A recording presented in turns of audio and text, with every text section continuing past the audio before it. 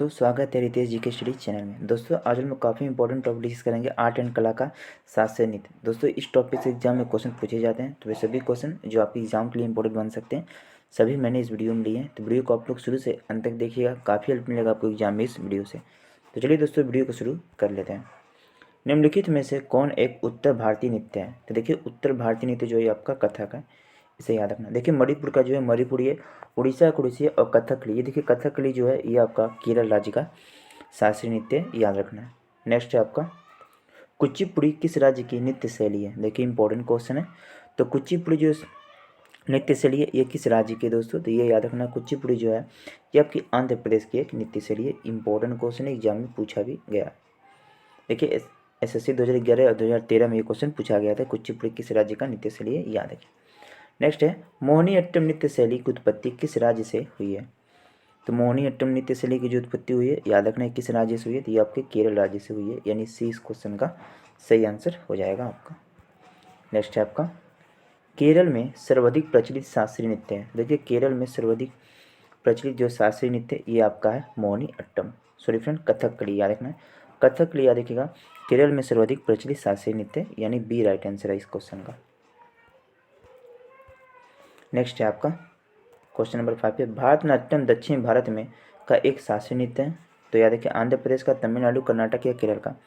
तो भारतनाट्यम दक्षिण भारत में याद रखिए तमिलनाडु का एक शास्त्रीय नृत्य, ये याद रखिएगा आप लोग, एग्जाम के लिए इंपॉर्टेंट है। देखिए SSC 2022 में क्वेश्चन पूछा भी गया है। नेक्स्ट है कथक भारत के किस भाग का एक प्रमुख नृत्य है? तो कथक भारत के किस भाग का एक प्रमुख नृत्य है? तो याद रखना ये है उत्तर भारत का एक प्रमुख नृत्य कथक, याद रखना इसे। नेक्स्ट आपको मिलान कर निम्नलिखित को कौन सुमेलित कीजिए। तो देखिए दोस्तों निम्नलिखित में कौन सुमेलित है, मतलब सही पहचान कर जो सुमेलित है।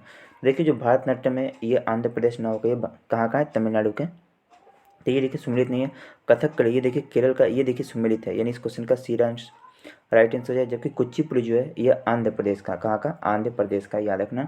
और कथक जो है ये उत्तर प्रदेश का है। तो इस क्वेश्चन का देखिए सी राइट आंसर हो जाए, क्योंकि यही सही है, जो कथकली वो आपके केरल राज्य का है। नेक्स्ट है निम्नलिखित में से कौन सुमेलित नहीं है, यानी सुमेलित नहीं है। तो देखिए सुमेलित आपकी कौन है निम्नलिखित में से? तो याद रखना आपका जो आपका ये है ना, क्या नाम है, कथकली, ये देखिए सुमेलित नहीं है, यानी इस क्वेश्चन का विराट कथकली देखिए केरल राज्य का है, ये याद रखना आपको। जबकि कुचिपुड़ी जो आंध्र प्रदेश का, ये देखिए सही है, उड़ीसा उड़ीसी के, भारतनाट्यम तमिलनाडु का, ये सही है। लेकिन बी जो है ऑप्शन ये सही नहीं है। कथकली जो कर्नाटक करना होगा कहाँ का है, तो केरल राज्य का, इसे याद रखिए। नेक्स्ट है कथकली नृत्य रूप किस राज्य से संबंध है? तो कथकली नृत्य रूप किस राज्य से संबंध है? तो याद रखना है केरल राज्य से संबंध है कथकली, यानी ए राइट आंसर होगा। नेक्स्ट है सत्रिया नृत्य शैली की उत्पत्ति निम्नलिखित में से किस भारतीय राज्य में हुई है? तो देखिए जो शास्त्रीय जो नृत्य है ना, ये आपकी असम राज्य के नृत्य है। याद रखिए असम का एक बिहू नृत्य है जो एग्जाम में काफ़ी पूछा जाता है, ये याद रखना आपको। नेक्स्ट है क्वेश्चन नंबर 11, निम्न में से कौन सा शास्त्रीय नृत्य शैली देवदासी नृत्य परंपरा की विरासत नहीं है? देखिए कौन नहीं है इसमें, देवदासी नृत्य परंपरा की विरासत नहीं है। तो याद रखना आप लोग को जो आपका मणिपुरी है ये देवदासी नृत्य परंपरा की विरासत नहीं है, यानी ए राइट आंसर हो जाएगा आपके क्वेश्चन का। नेक्स्ट है मुखौटा नृत्य का संबंध किस नृत्य शैली से है?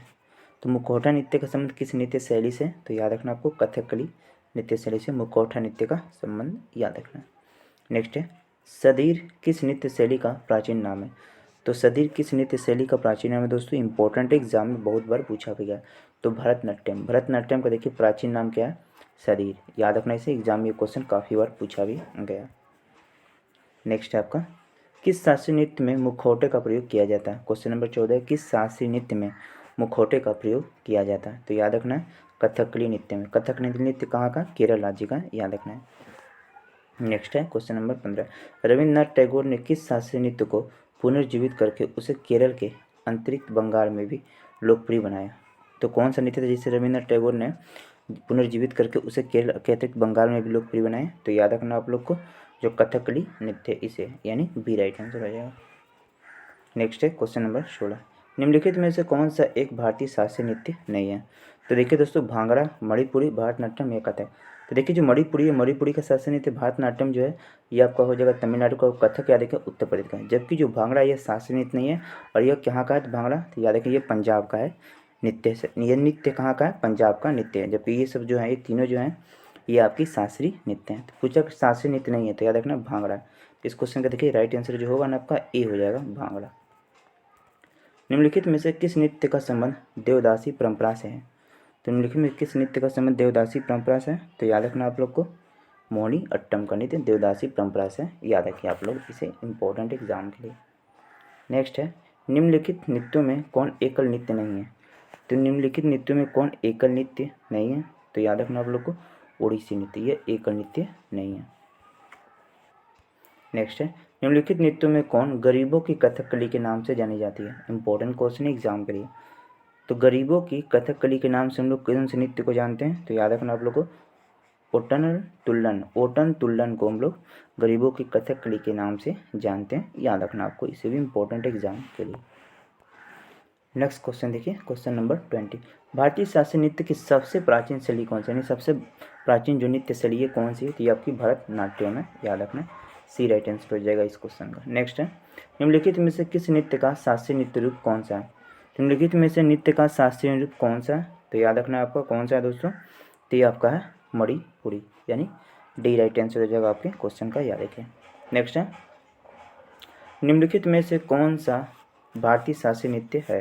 निम्नलिखित में से कौन से भारतीय शास्त्रीय नृत्य है?